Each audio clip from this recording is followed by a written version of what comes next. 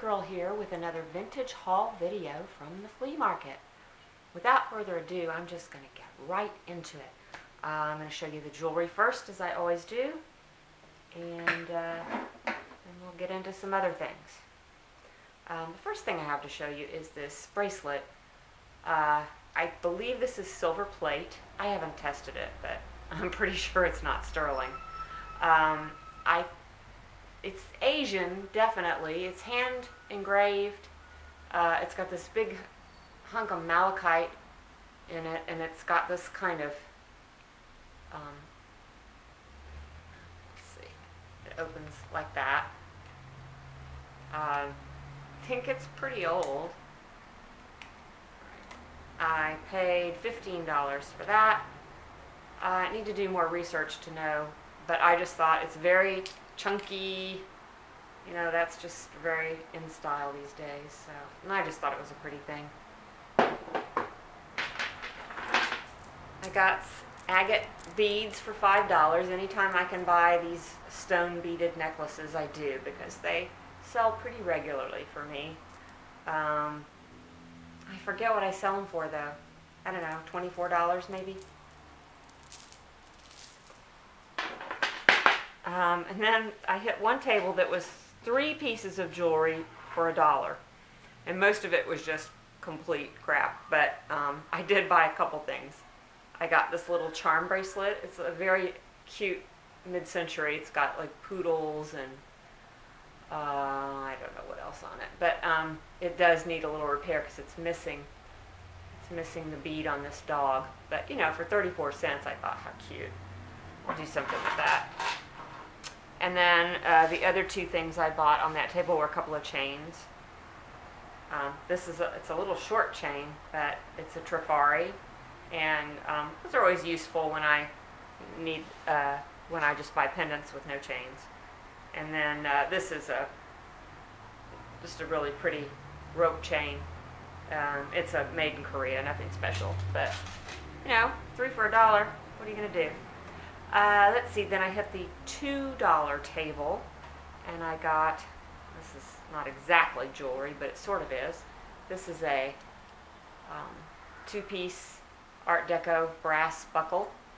I don't know if you could see it. It's in a peacock design. It's very, very nice metal work. I just love stuff like this. $2. That's probably 1930s. It's not marked at all, which is unfortunate. It looks like something that would have been made in Czechoslovakia, but I don't know. And then I got this, which is I think those are little peridot nuggets and faux pearls. It's not marked, but I thought that was kind of cute and unusual. And then I got this, which I believe is unmarked Catherine Popesco. Her jewelry is very, very distinctive. She acquired some Art Deco molds from the 1930s and then made new jewelry with them mostly in the 1980s, I think. But they sell very, very well. I've sold 3 pieces of it. And I think even unmarked probably will sell in the maybe around $32 to $35. I think there was probably something there like a pearl. If I have lots of pearls, I can put a pearl in there. And this little piece is marked Vandel.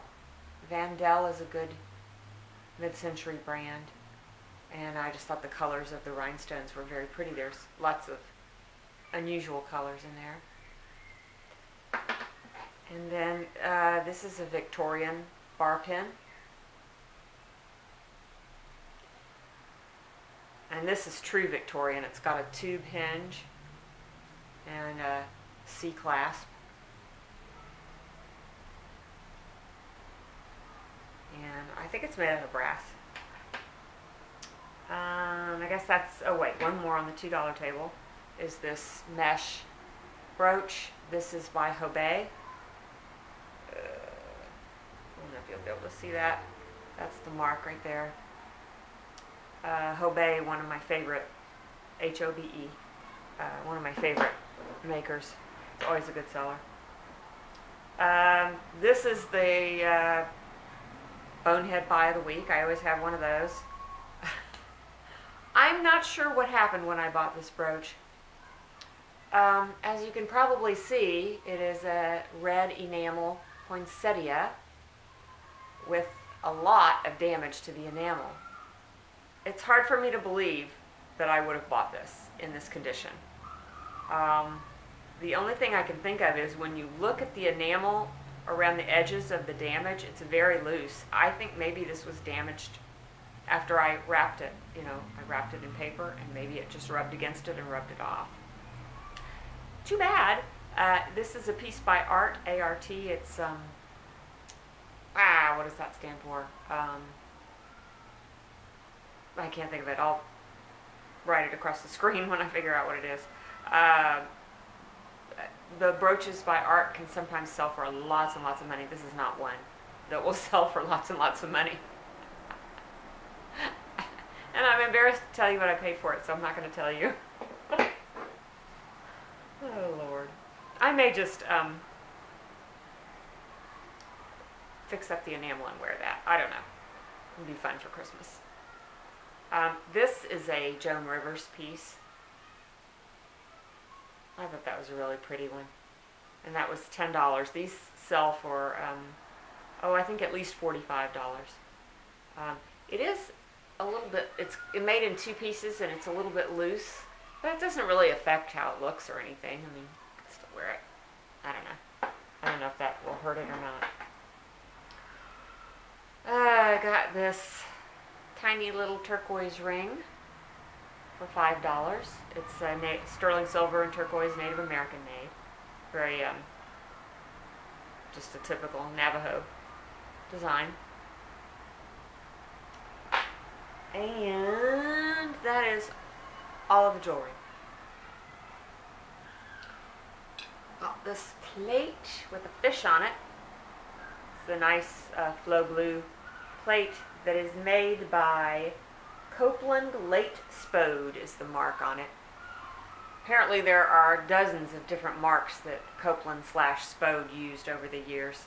But they were very conscientious about putting a date mark.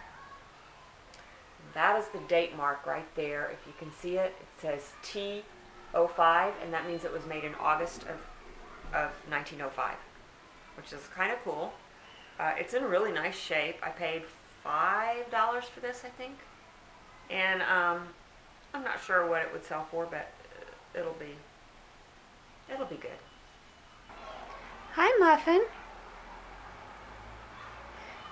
Is that your annoyed face? Do you not like being woken up? Huh? Yeah. Yeah, there's my baby. Oh, you're just a fright. You need to be brushed, don't you? Aw, you don't want to be? Don't want to be movie star kitty today? Sure you do. No.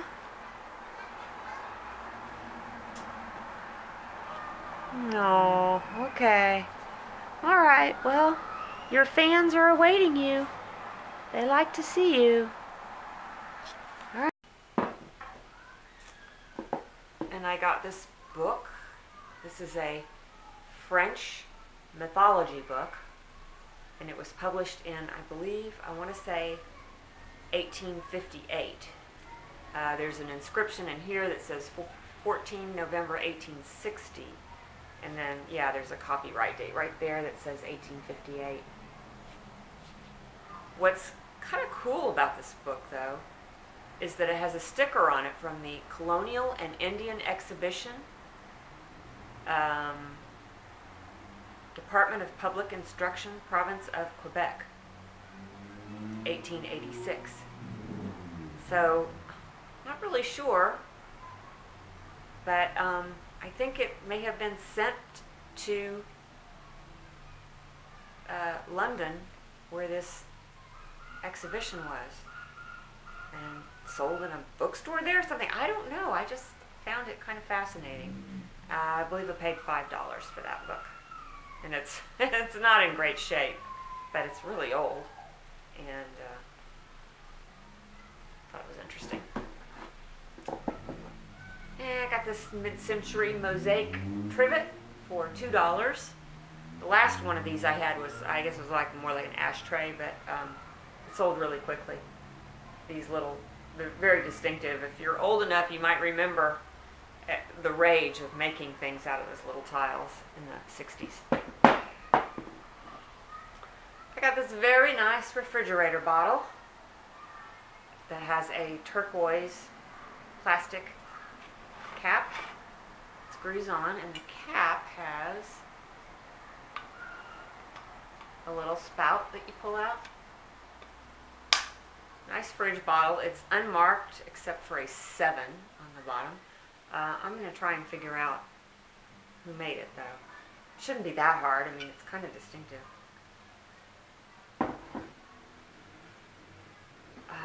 I got this ruler. This is a Lufkin boxwood, made in England, number 372R. And it's a ruler and also a caliper with a brass thing that pulls out.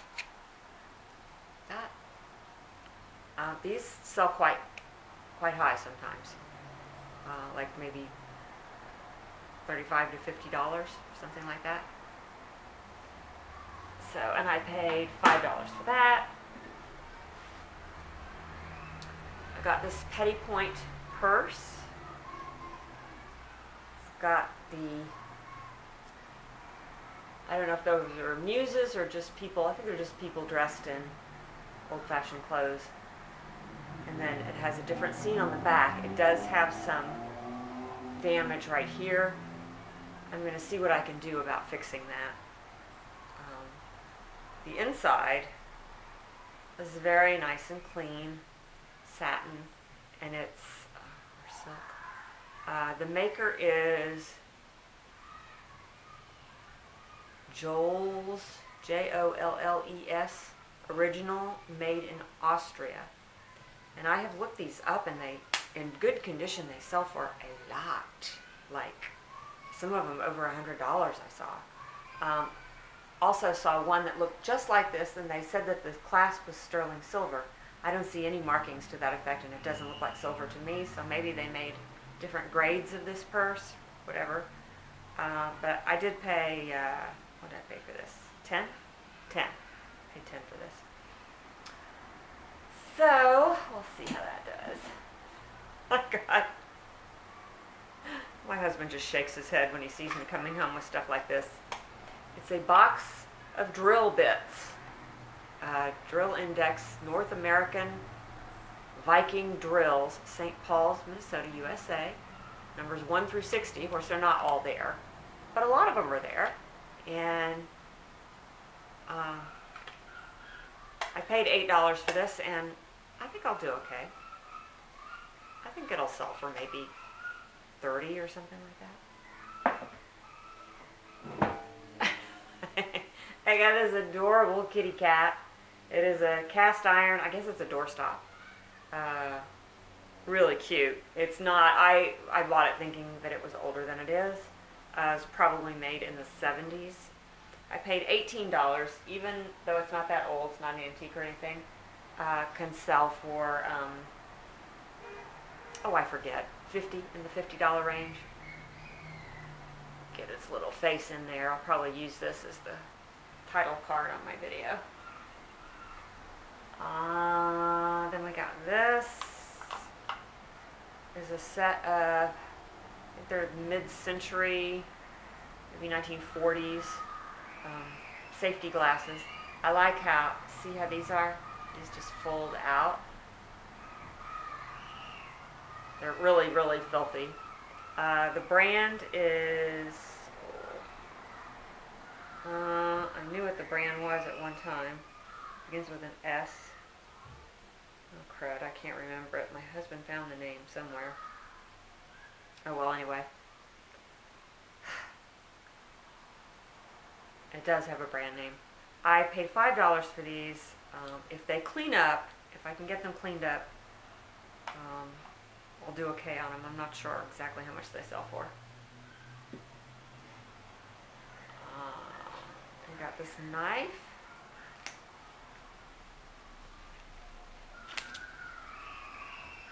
This is an Imperial.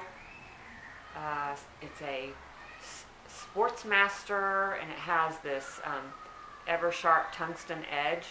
It is written on, or it's it's stamped on the blade, but it's really hard to read. In fact, I'm not even, in my rust removal, I may have taken the whole mark off. Okay, it says tungsten carbide edge. That's what it says. Apparently that's kind of a rare thing. They just didn't do that very, very long because it wasn't terribly successful. And I think this can sell for like $25 to $35. It does have, I took the rust off, but it did have some pitting left behind, unfortunately. But it's got this nice leather holster, which has got a lot of wear on it, but it's holding together. And yeah, it's got a pretty red celluloid handle. Paid $7 for that. And this brass, embossed brass covered box. I guess it's meant to be a giant jewelry box because it's got this like velveteen inside. This was made in the Philippines. And I really haven't been able to find any others like it. I found big trunks that you're supposed to put firewood in or kindling or something that look like this that go for a lot of money, but I haven't found any this size. So I gotta keep looking. But anyway, I paid $12 for that. And gift boxes, $5 worth of jewelry boxes. And that's it. Okay, thanks for watching. My things will appear probably by the time you see this. They will already have been listed in my vintage shop on Etsy, which is vintagedazz.etsy.com. A few things end up on eBay also. I put the links down below. And if you like this video, please give it a thumbs up and comment and share it. And that's all I have to say. I will see you again soon. Sorry about all the screaming. I just noticed like the preschoolers were screaming. I'm so used to it, I just tuned it out, so I didn't even notice until now. Sorry. All right. Bye.